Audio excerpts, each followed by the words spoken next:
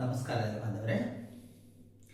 ನಾನು ಕಾವೇರಿ ನದಿ ನೀರಿನ ಬಗ್ಗೆ ತಿಳಿಸ್ತಾ ಇದ್ದೆ.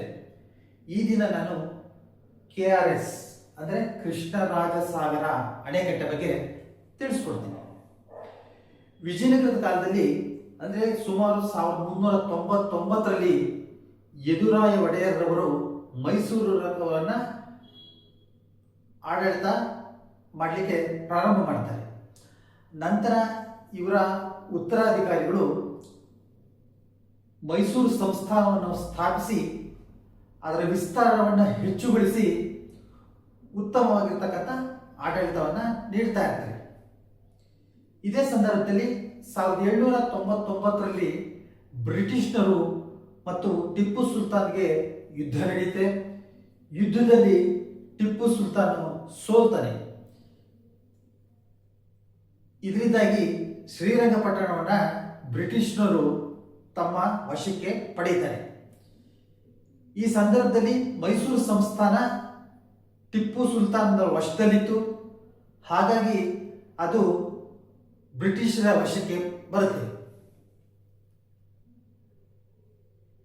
ಒಡೆಯರ್ ಮನೆತನದ ಆಳ್ವಿಕೆಯನ್ನು ಅರಿತಿದ್ದ ಬ್ರಿಟಿಷ್ನರು ನೀವೇ ಆಳ್ವಿಕೆಯನ್ನು ಮುಂದುವರಿಸಿಕೊಂಡು ಹೋಗಿ ಅಂತ ಆದೇಶ ಮಾಡ್ತಾರೆ.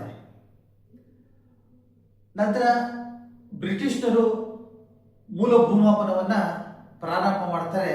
ಇದರ ಉದ್ದೇಶ ಕಂದಾಯವನ್ನು ಸರಿಯಾಗಿ ಸಮರ್ಪಕವಾಗಿ ನಿರ್ವಹಿಸುವುದು ಮತ್ತು ವಸೂಲಿ ಮಾಡುವುದೇ ಆಗಿರುತ್ತೆ. ಅಳತೆ ಸಂದರ್ಭದಲ್ಲಿ ಕಾವೇರಿ ನೀರು ಹರಿದು ವೃತ ಸಮುದ್ರ ಸೇರೋದು ತಿಳಿದು ಬರುತ್ತೆ. ಇಲ್ಲಿ ನೀರಾವರಿ ವ್ಯವಸ್ಥೆ ಕಲ್ಪಿಸಿದರೆ ಹೆಚ್ಚು ಕಂದಾಯ ನಿಗದಿಪಡಿಸಿ ಹೆಚ್ಚು ಅಭಿವೃದ್ಧಿ ಮಾಡಬಹುದು ಎಂದು ಯೋಚಿಸಿ ಅಂದಿನ ಮಹಾರಾಜರಾಗಿರ್ತಕ್ಕಂಥ ಕೃಷ್ಣರಾಜೇಂದ್ರ ಒಡೆಯರೊಂದಿಗೆ ಪ್ರಸ್ತಾಪನೆ ಮಾಡ್ತಾರೆ. ಮಹಾರಾಜರು ಸರ್ ಎಂ ವಿಶ್ವೇಶ್ವರಯ್ಯನವರ ಸಹಕಾರದೊಂದಿಗೆ ಕನ್ನಂಬಾಡಿ ಗ್ರಾಮದಲ್ಲಿ ಅಣೆಕಟ್ಟೆಯನ್ನು ನಿರ್ಮಾಣ ಮಾಡಬೇಕು ಅಂತ ಒಂದು ಯೋಜನಾ ವರದಿಯನ್ನು ಸಲ್ಲಿಸ್ತಾರೆ. ಬ್ರಿಟಿಷ್ನವರು ಈ ಯೋಜನಾ ವರವನ್ನು ಒಪ್ಪಿಗೆ ನೀಡಿ ಅಣೆಕಟ್ಟೆ ಕೆಲಸನ ಪ್ರಾರಂಭ ಮಾಡೋಕ್ಕೆ ತಿಳಿಸ್ತಾರೆ. ಸರ್ ಎಂ ವಿಶ್ವೇಶ್ವರಯ್ಯರ ನೇತೃತ್ವದಲ್ಲಿ 1911ರಲ್ಲಿ ಅಣೆಕಟ್ಟೆ ನಿರ್ಮಾಣ ಕಾರ್ಯ ಪ್ರಾರಂಭ ಆಗುತ್ತೆ. ಮೊದಲೆಲ್ಲ ಕೆಲಸ ಬರದಿಂದ ಸಾಗ್ತಾ ಇತ್ತು. ನಂತರ ಹಣಕಾಸಿನ ಕೊರತೆ ಎದುರಾಯಿತು. ಇದರಿಂದ ಕೆಲಸ ವಿಳಂಬ ಆಗುತ್ತೆ. ಇದು ಮಹಾರಾಜರ ತಾಯಿಯಾಗಿರ್ತಕ್ಕಂಥ ಮಹಾರಾಣಿ ಕೆಂಪಮ್ಮ ನಂಜಮಂಡಿ ದೇವಿರವರ ಗಮನಕ್ಕೆ ಬರುತ್ತೆ. ಆಗ ಅವರು ತಮ್ಮಲ್ಲಿರ್ತಕ್ಕಂಥ ಒಡವೆಯನ್ನ ಕೊಟ್ಟು ಇವನ್ನುಗಳನ್ನ ಅಡವಿಟ್ಟು ಹಣ ತಂದು ಬೇಗ ಕೆಲಸವನ್ನು ಮುಗಿಸ್ಲಿಕ್ಕೆ ಸೂಚನೆ ನೀಡ್ತಾರೆ. ಅದರಂತೆ ಎಲ್ಲ ಒಡವೆಗಳನ್ನು ಅಡವಿಟ್ಟು ಹಣ ತಂದು ಕಟ್ಟಡದ ಕೆಲಸ ಪ್ರಾರಂಭ ಮಾಡ್ತಾರೆ. ಇದು 1935ರಲ್ಲಿ ಮುಕ್ತಾಯ ಆಗುತ್ತೆ. ಅಂದರೆ ಸುಮಾರು 9 ವರ್ಷಗಳ ಕಾಲ ಈ ಅಣೆಕಟ್ಟೆ ಕಾರ್ಯ ನಿರ್ಮಾಣ ಆಗುತ್ತೆ.